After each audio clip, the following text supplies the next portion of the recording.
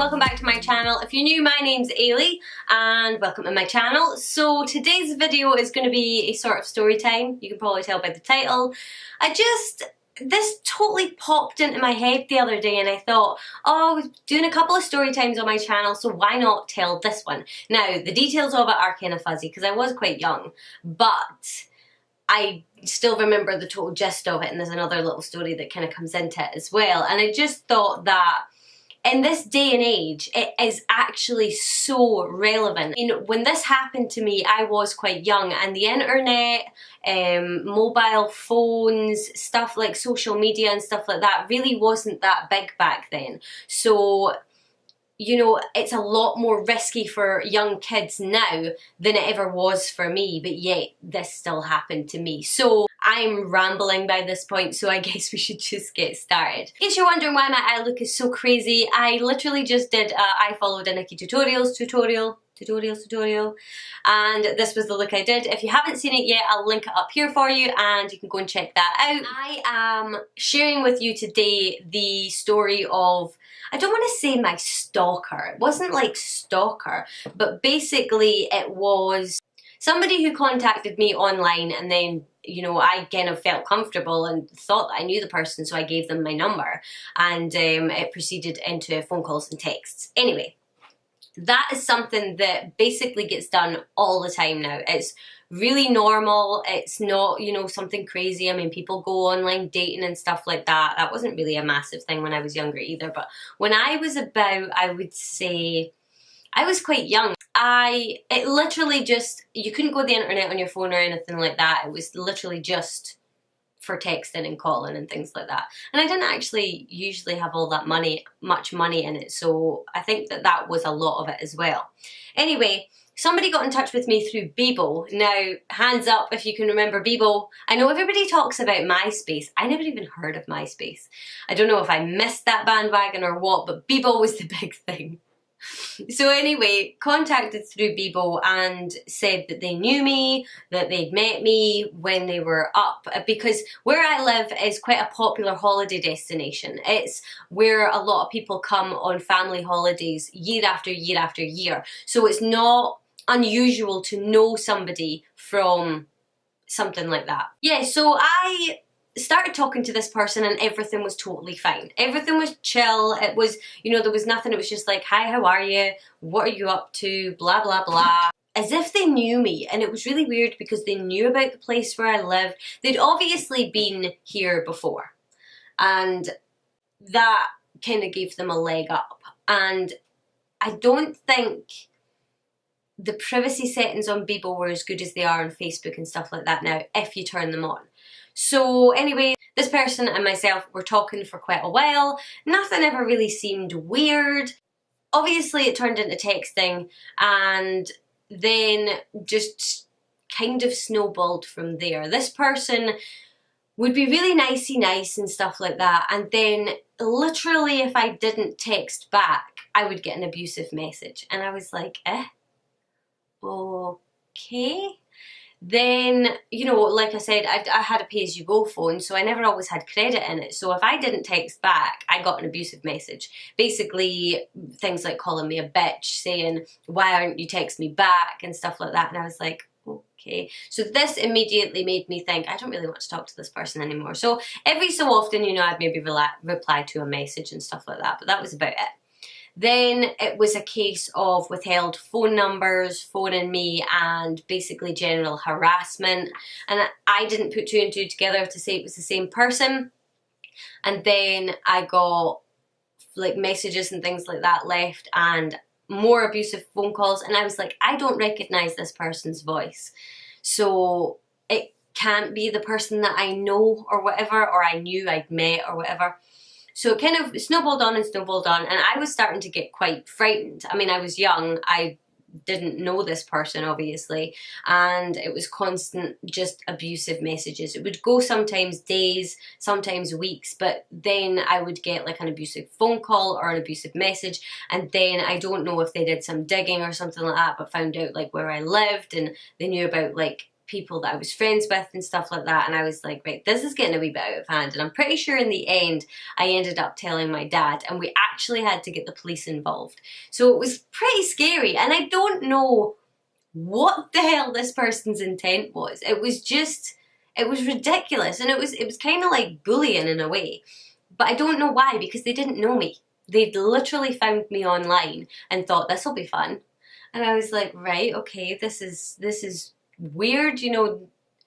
Why would somebody go, the whole online bullying thing, the, you know, cyber stalking and things like that didn't exist back then. We didn't have a problem with that. I know a lot of people, like lots of people, will go online now and literally just bash people for the sake of doing it. That didn't always happen. And it was nicer back when it didn't always happen. It was probably because the internet wasn't really that popular, and you literally had to have a phone line in your house and nobody could pick up the phone, otherwise they would cut you off the internet.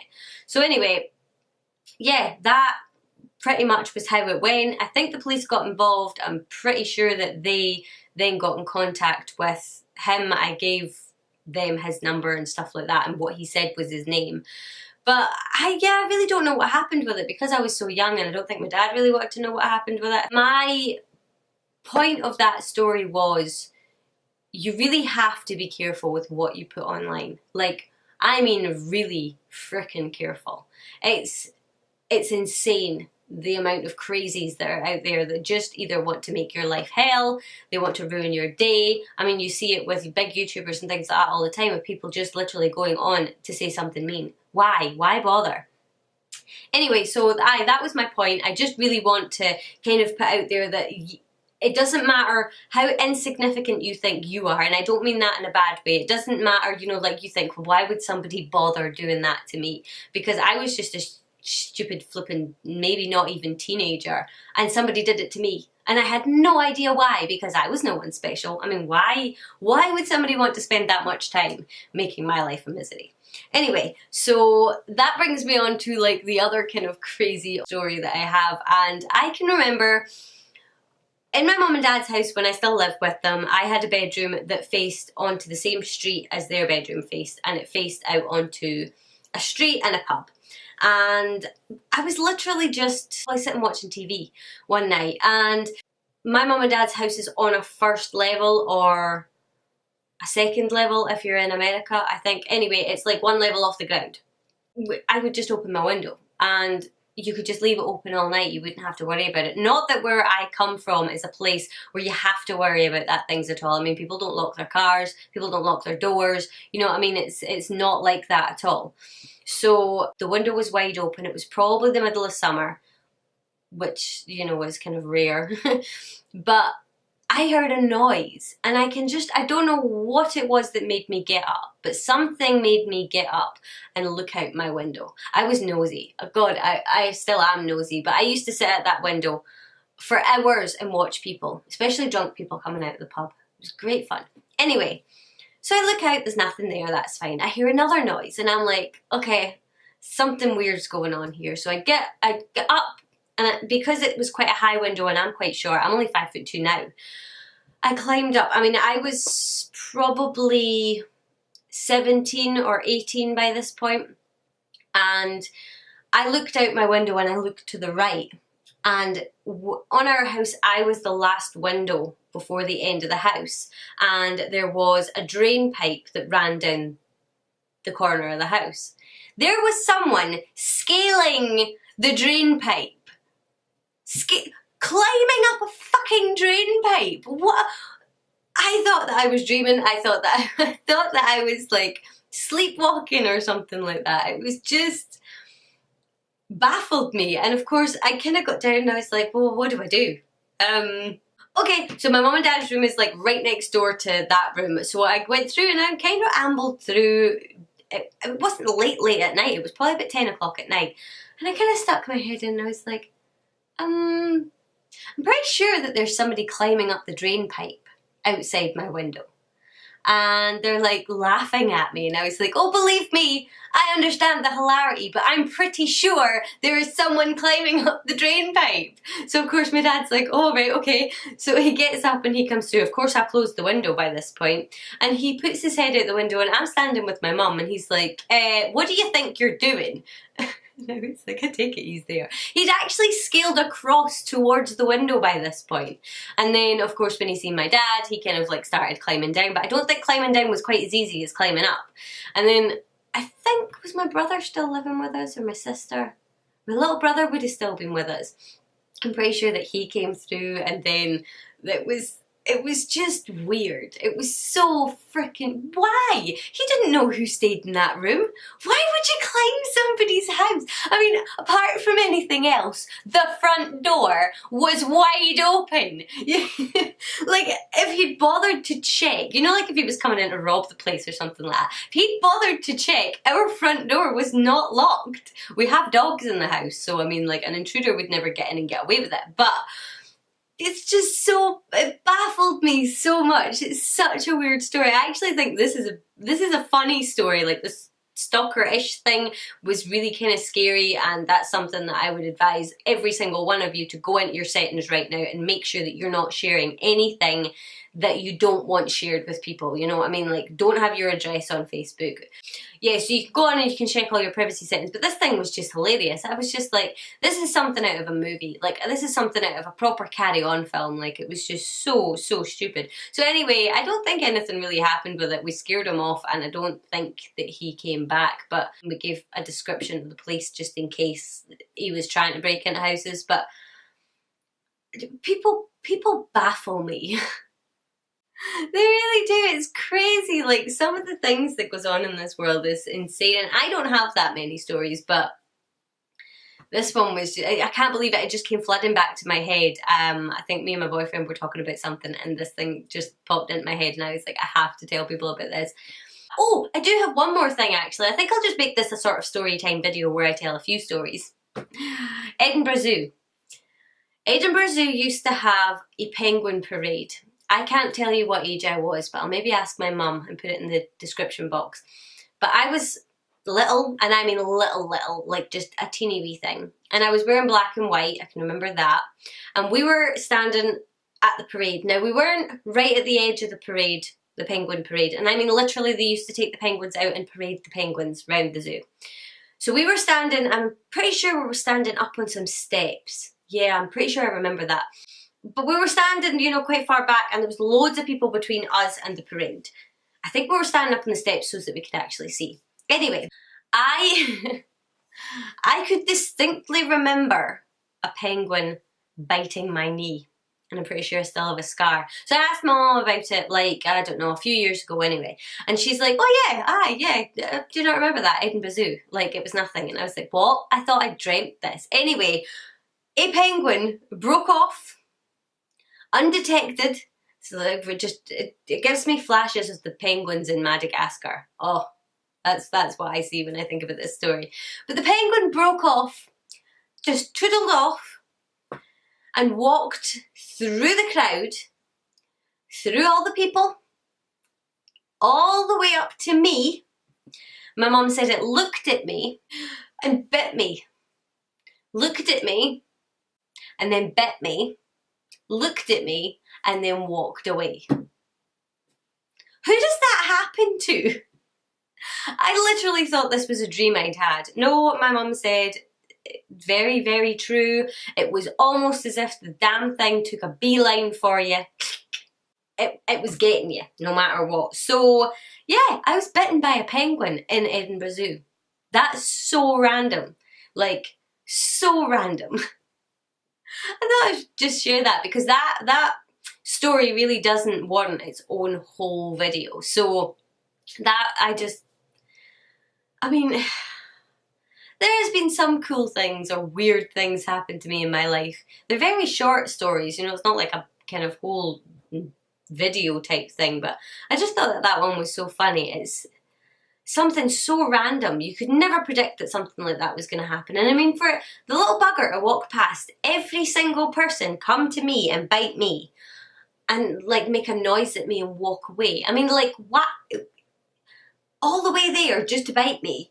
And then what? And I've always wondered why I was a wee bit uneasy with penguins. So that explains that. But yeah, there is one more story that I know I have. And that is the story of my imaginary friend when I was young. Yes, I had an imaginary friend when I was young, but I don't remember an awful lot about it. So to make that video, if you would like to see it, comment down below and let me know. I had an imaginary friend when I was younger, and my mum is kind of still freaked out by it a little bit, because I don't know if you're into your supernatural stuff and stuff like that, you'd maybe enjoy it. I know that every time I hear about it, it gives me shivers. I know when I was watching Insidious, was it Insidious? Yeah, the first Insidious film, when the little boy pops out of the closet and he looked exactly like Matthew. Oh, yep. That freaked me out. Anyway, so if you would like to hear my story about my imaginary friend Matthew when I was younger that I had for years, then let me know, because I will go to my mum and I will find out all I can about him, because I remember him, kind of, but I don't really remember everything about him.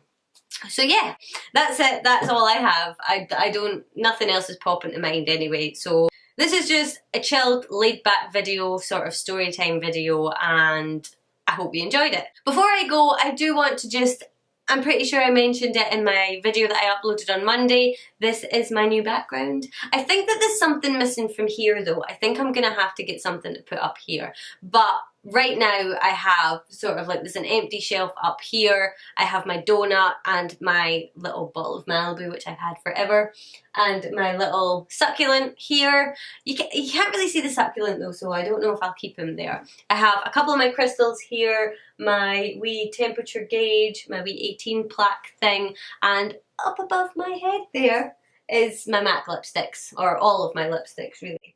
And then I've got some more crystals and things like that over here. But yeah, this is my new sort of setup just now. I think I'm still going to paint this wall. I think I'm going to go for a sort of nice muted grey colour or something like that. But yeah, what do you think? I think I'm kind of liking it. So thank you guys so much for watching and listening to me ramble for all this time. If you did enjoy this video, I would love if you'd give it a thumbs up and subscribe to my channel. Let me know down below if you want to hear about my experience with my imaginary friend, if I can find out some details from my mum without creeping her out too much. And yeah, I think that's pretty much it. So I do upload videos, if you don't know by now, every Monday, Wednesday and Friday. So hopefully I will see you guys in the next one. Before I go as well, I am planning a giveaway at 1,000 subscribers. The numbers are creeping up there and we're getting close, so I am taking sort of recommendations for what you guys would like to see in a giveaway. So if you've got any recommendations of what you would like to see in the giveaway, leave them in the comment section down below, because I would love to know, because it's easier knowing what you guys would like to see in the giveaway rather than me just going out and buying something that maybe half of you wouldn't like. So yeah, any recommendations, leave them down below. We're almost there. We're getting there. It's creeping up slowly, but we are getting there, so I would like to be prepared. But apart from that, that's it. So I will see you guys in the next one. Bye!